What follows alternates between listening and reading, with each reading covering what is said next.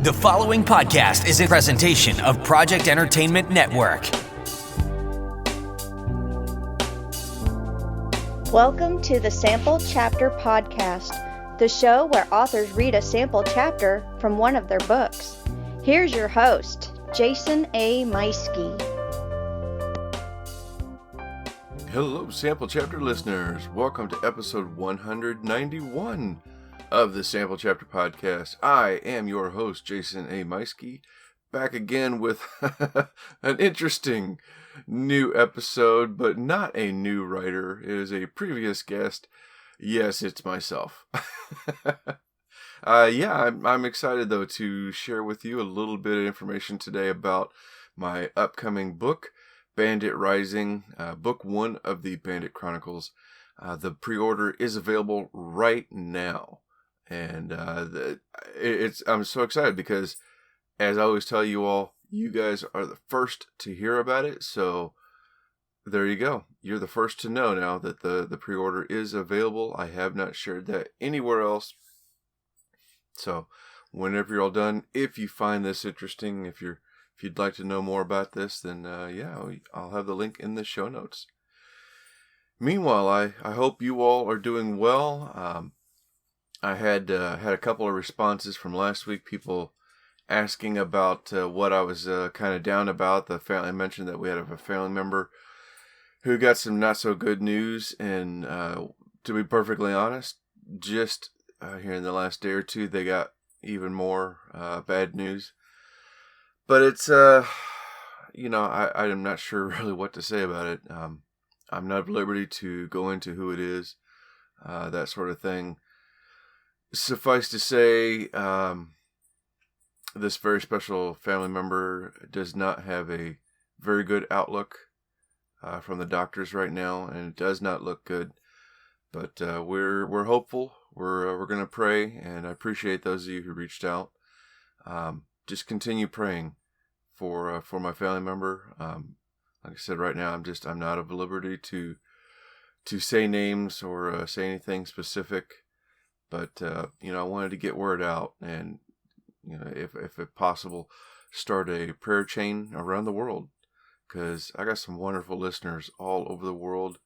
And I love the way you all respond to the show and respond to my calls at times about when I'm asking for something. So if you have a moment, just take a moment, please, and lift my family member into your prayers, or send out some positive vibes. Whatever you prefer to do is much appreciated, and we're just gonna do everything that we can to stay positive and help out this family member while we can, for as long as we can. But anyway, I don't mean to bring anything down. It's just the news we got was very, very recent again, so we're kind of in shock and dealing with that. But you know what I'm not in shock over?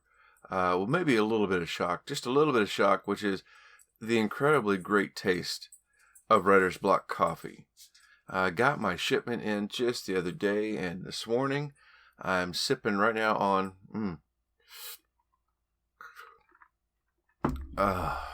sipping on the signature brew of Writer's Block coffee.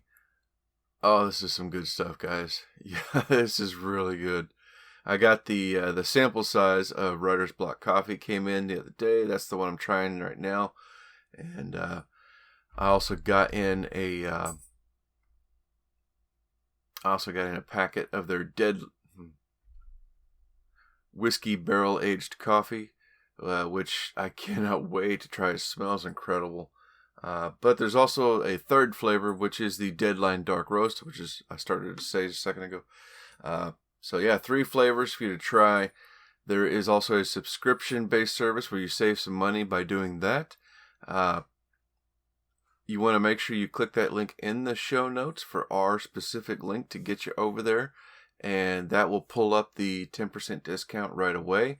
Or you want to use code SAMPLECHAPTER at checkout, and that will give you the 10% code.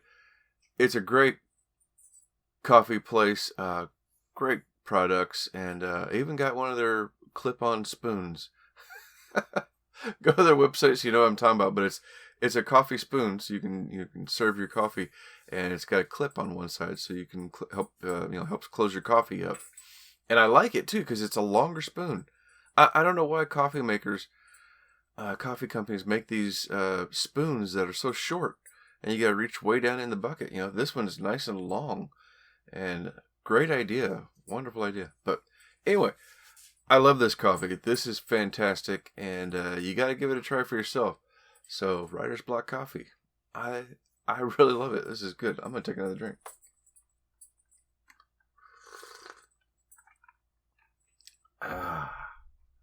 All right. I want to thank my other... See, Writer's Block Coffee is... let me go back to that real fast. They are not a sponsor. I am an affiliate with the company now. And so any orders that you make, I get a little portion of. And, that's what you do as an affiliate. You promote it. And then any sales you get a little piece of. So happy to be an affiliate with them. It's a great fit with the show. And I hope you check it out.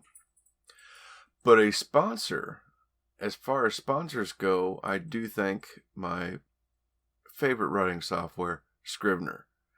I write everything on Scrivener now. Sorry, it's early.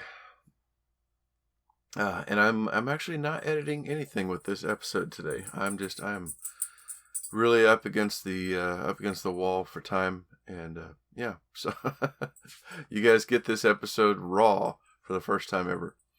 But Scrivener is, like I said, the writing service that I write everything on, including today's book, The Bandit Rising. This is one that I've had a blast writing on both my phone, on my iPad, and on my laptop. Granted, most of the writing I do on any of my stories are on my laptop, but it's nice having the different apps and the ability to open it up and find it wherever it is. Open up right back to where I went, or even go to a different chapter, because that corkboard. Oh, I'm sorry, I keep yawning. It's way early here. That corkboard allows you to move chapters around or go from chapter to chapter, and believe me, writing a series like this with several characters, that has been so helpful to just make a click and go like, wait a minute, when was that? Was that up in chapter 1, or was that chapter 3 that I talked about that? And I click up there and look for it. Oh, there it is. Okay, yep, I got it. And then I go back to chapter 10 that I'm working on or whatever. It's so handy, and I can't recommend it any more highly. It's a great writing service, and one that you should check out. So here you go. Check out this advertisement for how you can save 20%.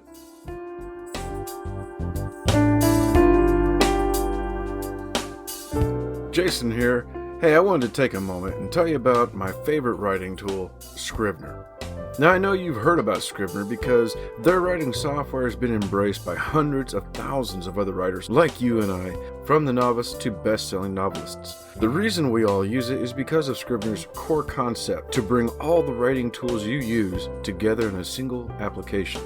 And with tools like automatic backup, character maps, project goals, and let's not forget that amazing corkboard, you can see why I use Scrivener every day.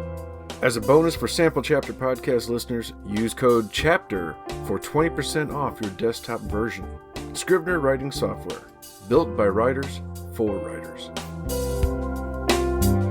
And thank you once again to Scrivener writing software for supporting the show and being with us for so long now. Gosh, they've been with us a few years, and it's so awesome. Hey, I want to also thank our podcast friends, starting with Pop Goes the Culture Network, home to half a dozen different shows. Shows like Fellowship of the Geeks, Multiverse Tonight, and Two Dads React. I've talked about Multiverses Tonight a few times here lately. Also talked about Pop Goes the Culture. That's the flagship show. There's also the Alamo Draft House, which is one of my favorite shows on the network. I mean, not to pick favorites, but it's a great show.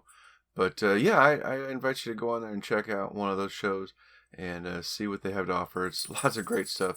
Anything pop culture related, it's in one of those shows. So click that link in the show notes for more.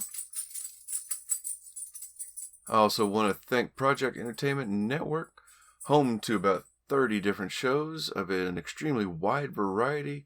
Whether you are looking for book reviews, horror-themed writing, whether you're looking for monster movie reviews, or comedy debate, so much great stuff going on.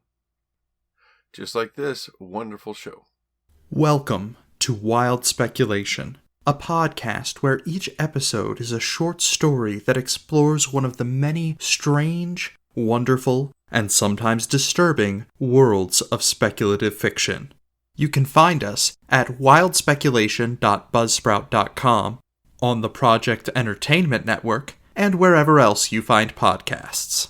So sit back, enjoy the story, and let your imagination run wild. All right, yeah, so there you go. You can find that show and all the others from Project Entertainment Network in the links below in the show notes. So make sure you click on there and check it out. Well, no formal interview today, so nothing to get us on over to. Just me. I'm going to take a couple minutes and just kind of talk about this story. It's a little bit of a different format today, but I wanted to share a little bit of information about the book. I've talked about before how excited I am to share this, and I released the book cover last week. Did the reveal for that, which has had a huge response. Lots of people talking about it and sharing it and loving it, and I love it too, guys. It's fantastic. So this was a story idea that I came up with about 4 years ago. A little over 4 years ago, back in 2017, and I think that was around the time that I had first read Ready Player One. Somewhere around that time, I read Ready Player One finally, and that was like 2016, 2017, something like that, and just loved it. Just absolutely loved it. I loved the retro look back on the 80s and some of the the fun geek stuff that was in that, and around that time, 80s stuff was really hitting everywhere. And this is the first time ever that I guess I kind of thought, man, what could I write that's hot right now? Something that's really 80s bound, and something that I'm familiar with. Talk about writing what you know. And I just started playing with different ideas. All I could think about was V, the miniseries. And I don't mean the most recent one that came out, 15 years ago or so. But I'm talking about the old 80s version, where you got the peel away faces and the silly effects. I just kept thinking of that, and I thought, well, maybe there's something to that, but I don't want to. I don't know. I didn't know what to do with it. I just kept playing with the idea. But that's when I got the main theme of the show. The idea of a young man, a boy, really, when the war starts, when the aliens first come, that maybe this boy hides out, and he's stuck in a hideout, stuck in a bunker somewhere. And it's just full of movies, and that's how he learns to fight. And I kind of played with the idea. I messed around with it some more, tried a few concepts and built on it until finally I had so many ideas suddenly coming to me that 2017's NaNoWriMo, that's what I began, was Bandit Rising, book 1 of the Bandit Chronicles, because along with the ideas for this book, the more I came up with, the more I realized, wow, this will be my first series. This is going to have a lot to it because there's so much I can do. The idea was book 1, introduction. Book 2, we're going to throw some more characters into it and have a new adventure. Book 3, a little bit of an arc where our main character, Bandit, is discovering, maybe he needs to not be alone anymore. Maybe he's discovering that, he's got family around him with these friends that he's developing, friendships that he's developing around him. Different things like that. I started realizing that, this is going to be my first series, and so it is. So I started the draft of Bandit Rising in 2017. Very rough draft, and just kind of played with it. I wrote that throughout that November and into the fall, or into the Christmas time, and then I stopped for a while because at that time I was still working on 9 Mile Bridge, my first book. and that's when I thought, okay, you know what? I got to get back to 9 Mile Bridge and get that done. And I did. Completed 9 Mile Bridge. It came out in the spring of 2018. And I realized I spent the rest of 2018 just kind of dabbling with more edits on 9 Mile Bridge. I did a couple of updates on it throughout the summer, and then coming back to Bandit Rising again. And later that year, later 2018, is when I ended up with the idea for a novel idea, which just kind of hit me like a train. And I ended up having to, I had to work on it. I had to keep going with novel idea and powerhouse that one. And, I worked on novel idea throughout November of 18 and into the next year when I finished it. And then promptly got right back into Bandit Chronicles Book 1 and finished it in 2019. Actually, while I was sitting at home from my first knee surgery in November, I finished Bandit 1 and then began Bandit 2 for NaNoWriMo while I recovered. So that was a great 2 weeks and wonderful to do. Again, the story just kind of evolved as I was writing it. I didn't have a big plan, but still, it came together very nice. And I've got this character of Gene Mason, and he is the young man who's like 12, 13 years old back in 1989. That's when the Zolar aliens attack our world, and they attack, and it's a world domination thing. There is a special mineral within the crust of the earth that we are totally unaware of. It's microscopic, but they know how to dig down and process it. There's a way for them to process it. First in the field, where they pull out the raw ore compound of it, and then they take it to their ships where it's refined, and it's a untapped energy source, untapped for us, the Earthlings. But that's what these Zolar aliens are here for. They take out worlds and capture whatever resources they want, but and then they take over the planet, and then that's what they do. They just go from planet to planet across the galaxy and taken over. The Zolar themselves are very interesting. They are a reptilian alien, bipedal, so they walk on 2 legs. And not only are they reptilian in appearance, but they also have a unique face in that their faces are somewhat bird-like. They have like a bird-like beak on their front. It's leathery and it bends. It allows them to talk, so it's not hard. But it is. It's very. very much looks like a beak, as far as what we know. There's the grunt of the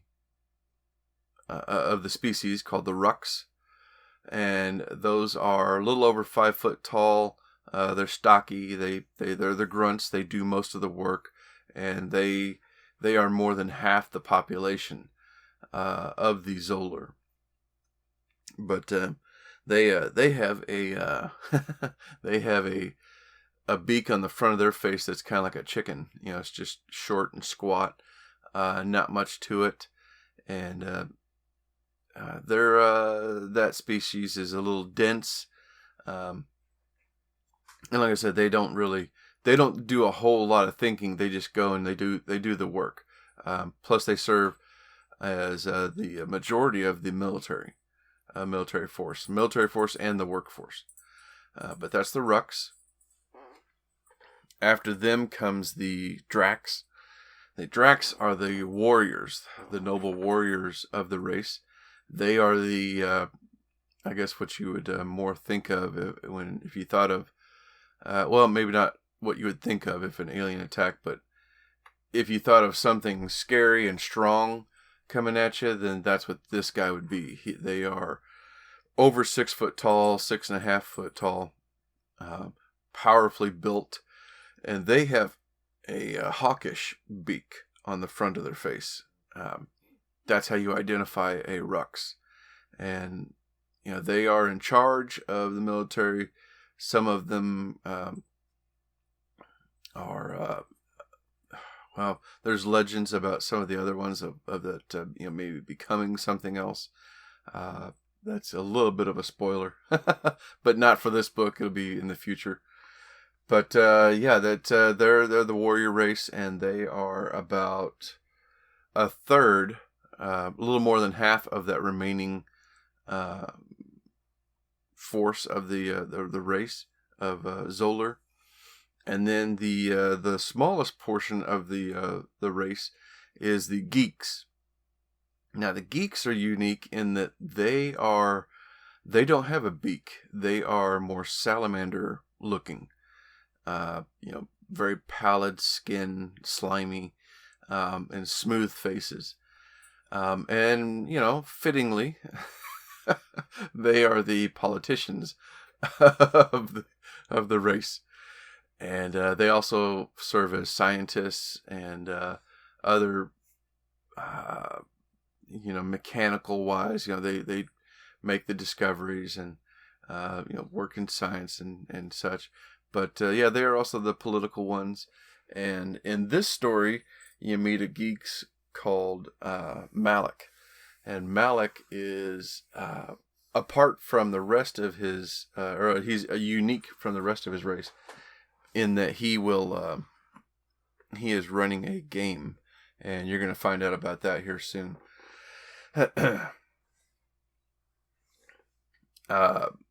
Lots of great stuff, I think, throughout the story. One of the characters you're going to meet in this chapter is a Drax commander, a Drax warrior named Xandur, and he has a special background with the bandit, with our young character, Gene.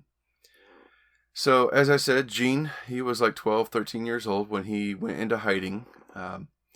This is, because it takes place in the late 80s, we're still in a little bit of recovering from the Cold War. Cold War had just ended like a year or so before. But prior to that, there was still every bit of thought that, maybe the Russians might attack anytime. People would always wait for something like that to happen, courtesy of movies like Red Dawn, which admittedly was a inspiration for this book. Oh, I love that coffee. Oh, so good. So Gene goes into hiding in a neighborhood bunker, and it's a hidden bunker. It's underneath the house of a neighbor who Gene's older brother is aware of. Gene's older brother knows this family. Well, I mean, they all know, they're family friends, but nobody knew that they had a bunker underneath except for Gene's brother, who was friends with their oldest son as well. And their oldest son had shown them before that, yeah, they got this underground bunker hidden away under the house, and it's big enough. It's got a couple of bedrooms and a little living room and its own power source and whatever. So ready to go for, years is what the plan was in case they ever had to. And in this case, when the war starts, that's where Gene went. He hid out in this with his brother, where we pick up the story 5 years later. His brother is no longer with him, and Gene has been on his own for quite a long time. As kids do, he is still a kid. He he wanted to collect the things that are interesting to him, which means video games and movies and other stuff. So he, over time, of course, has collected a big collection of his action movies that he loves. And he has learned to fight over time by watching Arnold Schwarzenegger, Sylvester Stallone, Chuck Norris. There's even some old Jackie Chan that that'll get touched on at some point. But anyway, all the old action heroes are his trainers. They have taught him not only how to fight and how to be brave, but also the value of a good catchphrase. So it's been a lot of fun to write this story and to give Gene lots of fun adventures. He dresses himself in a trench coat, a duster. He wears a black a black cowboy hat. It's a Stetson style cowboy hat, like Crocodile Dundee. Of course, over time he took out the plastic alligator teeth that were in there and has replaced them with Zoller souvenirs.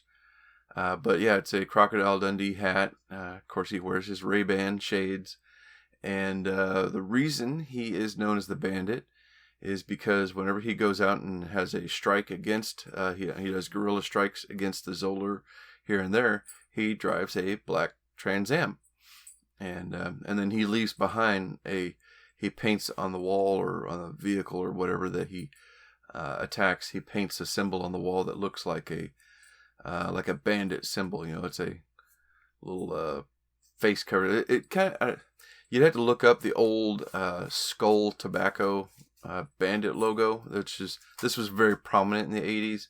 Of course, everybody liked tobacco back then, but it looks a lot like that. And so Gene would leave a symbol behind that Bandit was here. And another very important figure. Something else that's important to Gene is his sword. He has a sword that he uses, that he has learned courtesy of Highlander. So there can be only one. It's been a blast to go back and rediscover lots of fun things from the 80s and have a lot of fun with a nod to this or that. And I hope you like it. I think it's a fun story, and we're gonna see Gene. This book in particular, Bandit Rising, it's 5 years after the initial attack on Earth, and Gene has been known as the Bandit now for a year or two, a couple of years, and has been making a problem. But he's also been very alone. In this book, he has his introduction finally to the Resistance. And that's essentially the essence of the story. Gene is meeting the Resistance. He meets a young woman named Beverly and her little brother Jeff. Through happenstance, Gene stumbles upon the Resistance. He's preparing to do a strike himself, and then realizes, the Resistance is already here. He sits back and observes the debacle that takes place, because they're not quite as organized as clearly as what Gene does. But Gene's one guy, and they are a group that, if you're not that organized, things don't work out well. And so Gene sees that things are not working out well and goes against his own policies by stepping in and helping. It's a little too late when he steps in to help out. Most of the whatever resistance is left, most of them have retreated and gone away, except for Beverly and her little brother. Beverly was struck by falling debris of a building and knocked unconscious, and her brother didn't want to leave her, and that's when Gene comes in and saves them and takes them back to his hideout for them to recover, and the story kind of goes from there. He ends up taking them to their Resistance hideout, the Resistance headquarters, which is located at the Independence Mall in Independence, Missouri. And there he meets the Resistance as a whole, and it leads up to a grand finale. And the chapter I'm reading is actually further in the book. This is just before things really kick off.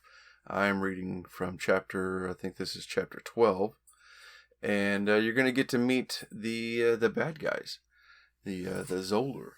And it's a fantastic chapter. I had a lot of fun with this chapter because it was my first chance to really delve into the aliens and what they want, what they're doing, and you hear what the bandit has meant to them so far.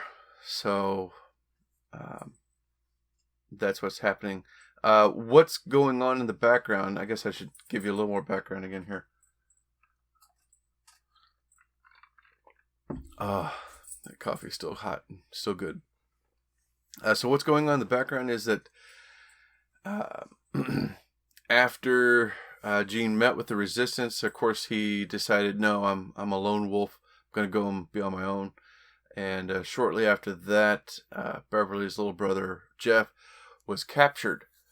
Now, what they do with captured humans is they either put them into the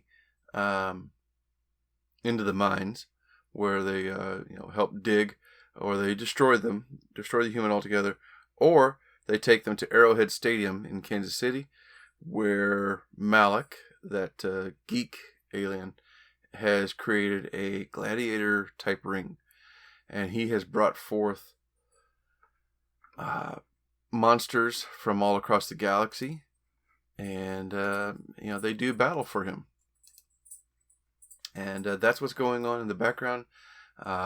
Gene got a couple of people from the Resistance to agree to come with him, and Gene is about to strike on Arrowhead Stadium to see if they can rescue Jeff. That's what's happening in the background, and without further ado, Chapter 12 of Bandit Chronicles, Bandit Rising.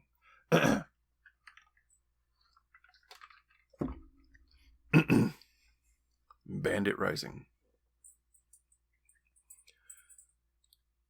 Drax, commander and renowned warrior of legendary status, Xandor Caden the Brutal, stomped his heavy-booted feet along the halls of Arrowhead, drowning out the creak of his emerald steel armor. The sword hanging at his side slapped and clanked in a rhythm against thick-muscled legs, while a gold cape trailed behind as he moved with purpose. He detected the pungent odor of rotted flesh from somewhere within the building. It invaded the reptilian nostrils perched atop his leathery, hawkish beak. It was a wonderful smell. It smelled like victory, and he absently sniffed even harder. As much as he hated being back on the accursed world of these humans, he must admit the delicious smell of their rotted bodies was truly heaven sent. Passing a smashed display case, his one good eye gazed lazily at the picture inside of a group of humans. They wore red and white uniforms, some wearing a helm of some sort as they celebrated and held aloft a trophy. The stand before the picture lay empty, except for a faint, dusty ring as if something had once sat there. Xandor's fleeting wonder of what may have happened to it evaporated when he rounded a corner to find a Geeks waiting for him in the hall. Dressed in an elegant crimson and gold robe, Malik, Geeks lord of this facility, stood in the hall, joined by two Rux guards. Unlike most geeks who are in the upper echelon of the Zolar species, and most likely in the science or political fields, Malik enjoyed entertaining. Though he held no official position, title, or the power entailed with such monikers, he was more slippery and sly than most. Malik was a master of getting what he wanted, and was the reason for Xandor's return to Earth, something Xandor was not happy about. Xandor stopped several feet short of Malik, his scaly, clawed hand resting on the pommel of his sword. He nodded slightly and spoke with a deep, growling resonance. Malik. Greetings, noble Xandor. Your reputation precedes you, Malik hissed. He tilted his large, oblong head in a mock bow, something no geeks did to a Drax, as the warrior race was technically below them. Xandor took note of the etiquette breach and scowled. He had no time for games. What is the meaning of this? Why have you called for me? Malik's bulbous eyes narrowed behind slick pink eyelids. My reasons aren't my own. But since I respect your reputation as one of action, I'll tell you. He breathed heavily, and Xandor thought he detected a rattle in the sickly, pale creature beneath his robes. The slimy, mucus-colored skin on Malik's forehead rose questioningly. But first, you have brought what I asked? Xandor clicked two claws together, and an entourage of soldiers approached, pulling a covered cart. He strode to one side, gripped the cloak at a corner, and yanked the cover free, exposing a barred cage. Huddled inside was a furry blue creature with a wolfish face. It snarled at the sudden exposure, baring long, sharp canine teeth under curled lips. Xandor tossed the cloak aside before waving for another soldier to come forward. From this one, he took a curved, gold-colored staff, with a bladed tip at one end and a spike on the other. It stood nearly as tall as Malik himself at 5 feet. He used it to point to another soldier who approached carrying a furry, blue, egg-shaped pouch. It squirmed in the soldier's clawed grip, and he held it out for Malik. Malik, Xandor growled, I present to you the Ishitek royal family. He chuckled menacingly. Or at least, what's left of them. Malik's face glowed a sickly, incandescent white, as the elation on his face could not be contained. He bent before the cage, staring in wonder at the Ishitek creature that continued to growl fiercely. Malik considered petting the bound-up thing, but thought better of it after seeing the teeth. Instead, he rose and glided to the egg. This he did pet, stroking the fur and feeling the moving beast within, writhing within. At last his large eyes moved away to the staff in Xandor's hand. For this his face split in a wide, grotesque grin, and his skin glowed once more. Xandor held the prize out for Malik, who reached for it, only for it to be snatched away before he could grasp it. The staff twirled easily in Xandor's hands, whipping around his body back and to the front again, where it stopped, with a blade tip just inches from the Geek Lord's anxious face. A blue flash sparked from the end of it, and Malik brought up his clammy hands for protection. Xandor chuckled cruelly, then spoke through gritted teeth. I have what you want. Now speak, gamesman. Why have you called me here? Malik slowly lowered his hands, relief showing in his face that he wouldn't be zapped by the ancient Ishitek weapon. He gathered himself and straightened his robes. You forget yourself, warrior. I may not be your commander, but it was I who commanded your presence. He looked him up and down dramatically. And as I commanded it, here you stand. Xandor said nothing, but his remaining eye did ever so slightly twitch. Malik sneered as his own eyelids narrowed again. I've heard of your otherworldly exploits. They are known across many galaxies, like the way you almost single-handedly conquered the Ulets in the Gamma Realm, or how you vaporized a pair of Canis destroyers when it was said they had you dead to rights. Then, of course, your most recent, you most recently led the charge into Eshitek, a planet of mystic warriors who, before your arrival, had never tasted defeat. Indeed, Xandor, you do your race proud and live up to your namesake.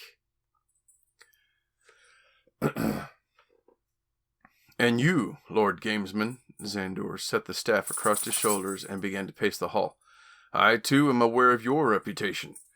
Your contests, the gambling, the experiments.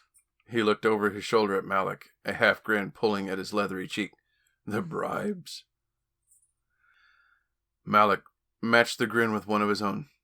I knew you would be the one I was looking for. The one with ambition enough to help me achieve my own future endeavors.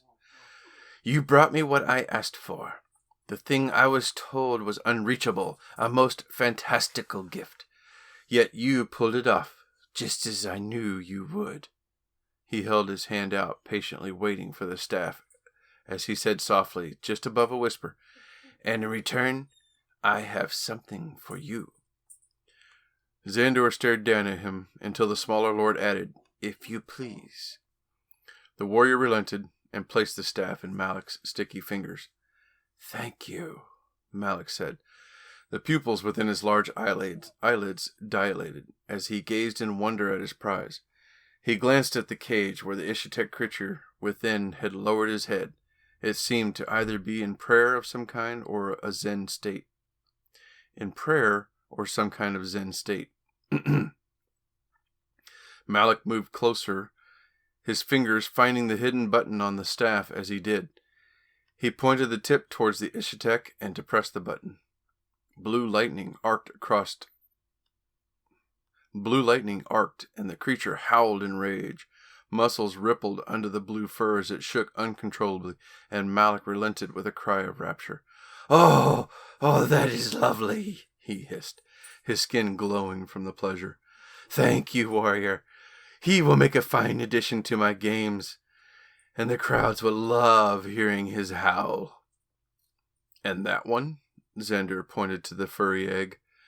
A wicked smile grew on Malik's nudish face.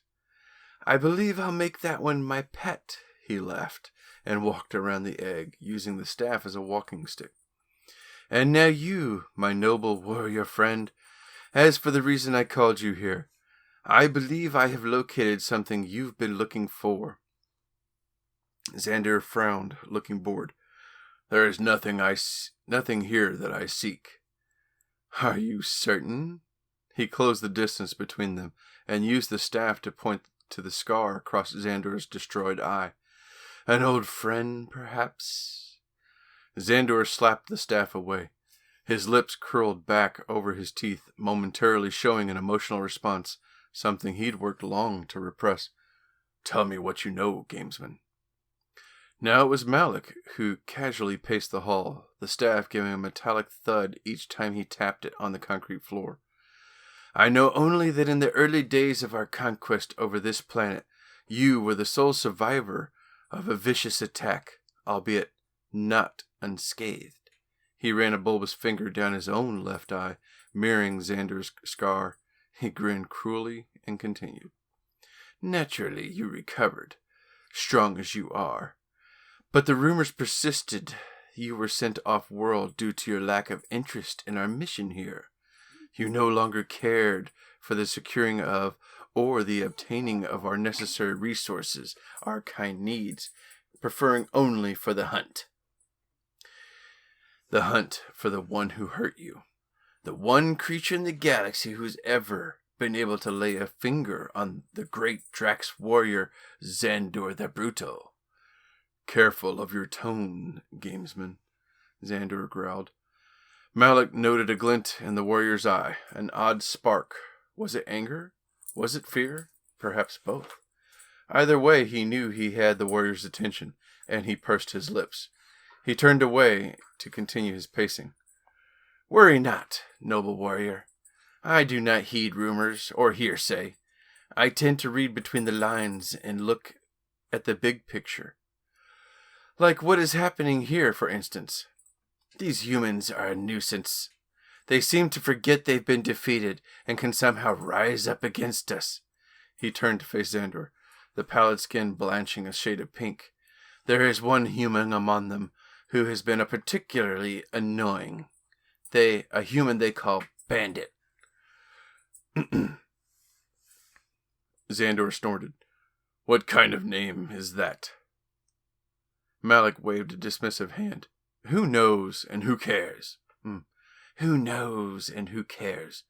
What does matter is that in the past couple Earth years, he's made himself a problem for me. You call me gamesman, and while that is true, I've turned that hobby into a way of life that now includes managing the resource collection in this region. Your bandit has caused countless losses of our troops, and even more in minerals.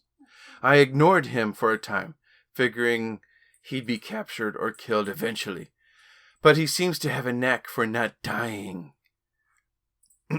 That doesn't make him my enemy, gamesman, Xandor said. What makes you think that he is the one? And why not just send a battalion to his home and destroy? Why not just send a battalion to his home area and destroy him? That's just it, Malik barked, his skin burning a shade of red. We don't know his home. We don't know his home. He moves around constantly. One day he's hitting our supply runs to the south of here. The next day he's many miles north. And before you ask, yes, I've tried tracking his movements to pinpoint a pattern, but he keeps it so random. Xandor shook his head and smiled.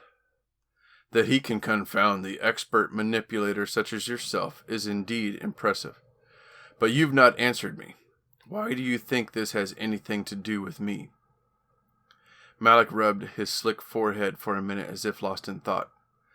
At last he shrugged and threw his arms in the air. Call it a hunch or a feeling. Believe me, warrior, I have a sense for these kinds of things. It's a part of what makes me good at what I do and why I call on you. I believe the human who gave you that scar and stole your dignity and my bandit are the same earthling. I also believe that you should be the one who rids us of him. Again, Xandor did not respond. He merely stared unconvinced at the slimy geeks. Malik huffed. You said you know my reputation, therefore you know not only what I'm good for, but what I'm also capable of. I assure you, warrior, rid us of this human pest, and not only shall I make it worth your while, and I shall make it worth your while. Surely there is something someone of your ability has need of. Xandor breathed deeply through his nostril holes and let it out. Indeed, there is something he wanted. A Zolur artifact he'd craved for as long as he could remember. If anyone could discover it, Malik would be the one. If it truly exists, that is. He bowed before the geek, saying, It shall be done, Lord Malik. A sound outside like distant thunder vibrated near a window, and a tremor shook the floor beneath them. Xandor instinctively gripped his sword hilt and looked to the nearest window. Do the humans here have flying machines again? Malik shook his head, his eyes wide and confused. No, not for years now. He tapped his staff on the ground, calling forth a fellow geek's assistant. This geek was on a communication device speaking to someone. Who is that? What's going on? Malik hissed. The assistant spoke again into the comm and nodded. It covered the mouthpiece to speak to his master. Several explosions to the north of here. Shall we send a squad? Send 2 squads along with air support, Malik ordered. I want that area searched and squashed. Any humans you find. Hold that order, Xandor said, looking at the window over the north parking lot where the transports moved. I saw on my way in that you have turrets mounted to the top of this facility. Man those now in case this is a trap, and I suggest you've forgotten your place, warrior, Malik interrupted. This is my facility, remember? He turned to his assistant. What are you waiting for? Send the order. Yes, sir, the geek said and repeated the order into the comm. Xandor came away from the window just as another explosion thundered outside. Lord Malik, you are in charge, of course, but I have tactical experience out with these matters. I only suggest you first secure this facility from possible attack, just in case this is a diversion. Then go crazy. Send all the troops you like. Malik stared at the tall warrior, unflinching. He was used to staring down fearsome creatures bigger than he, but there was a dangerous air about Xandor. Something in the Drax's eye told Malik that he'd just as easily break him in half as to step on a bug. The thought gave his slimy skin a shiver, but he barely contained rather than show weakness to anything bigger than him. They all heard the whining sound of Malik's ships outside, pulling away from the stadium as Malik and Xandor continued to stare each other down. The assistant, still on the comm, was the one to break the silence. And the turrets, my lord? Malik's lips curled inward as he thought of the warrior's advice. He scoffed. The very idea that these humans attacking my facility is preposterous. The assistant bowed nervously. Yes, my lord, he agreed and held out the comm as if to explain himself. I thought as you do, lord. It's the games. It's the watchmen who are asking. Malik snatched the comm and barked into it. This is Lord Games. He caught himself and the momentary smirk on Xandor's beak. This is Lord Malik. You know what to do in these instances. Secure the area and have the turrets that are occupied report anything unusual. He tossed the comm back at his assistant and glowered at the warrior. Happy now? Long practiced in the art of pacifying his superiors, respected as well as those he didn't, such as now, Xandor gave a curt nod. Most impactful, lord. Malik was unsure how to take the comment. He realized he may need to figure a way of keeping Xandor on a leash for this agreement to work. While the stories of the warrior's conquests are full of bold choices, Malik only now was coming to see how clever he may be.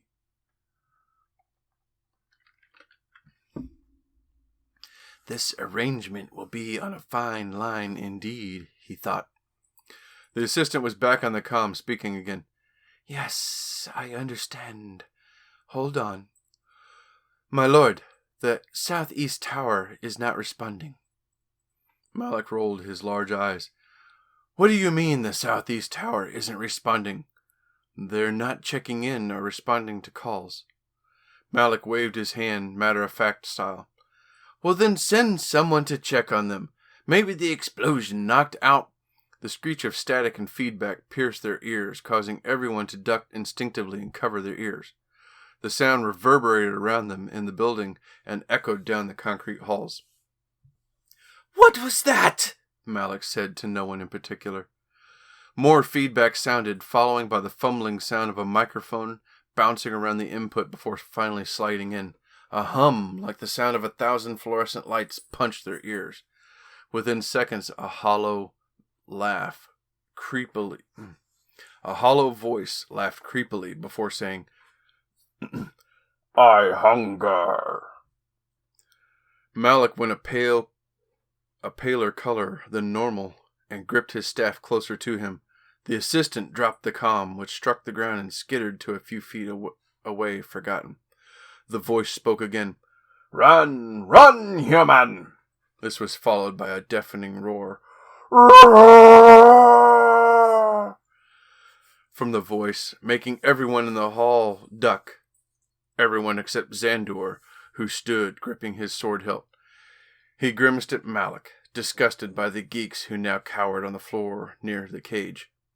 Xandor admonished his own cringing troops, barking orders and kicking the nearest one. How dare you show fear to something other than your leader? Stand and come with me, or I'll slay you where you lay. Malik peered at the warrior as he stormed past. Xandor, where are you going? Xandor's boots once again pounded the floors of Arrowhead Stadium. As he stormed away, he spat a response over his shoulder to the gamesman, saying simply, "He's here." That was a sample chapter from my latest book, Bandit Rising. It's book 1 of the Bandit Chronicles, and it's available for pre-order right now. It will come out October 22nd. That's the plan right now, so you can click that link in the show notes to pick up a copy for yourself. Don't forget to follow the links for our podcast friends and sponsors alike, and be sure to hit that subscribe button so you don't miss out next week when I'm with a new author, a new book, and a brand new sample chapter. Take care, everybody.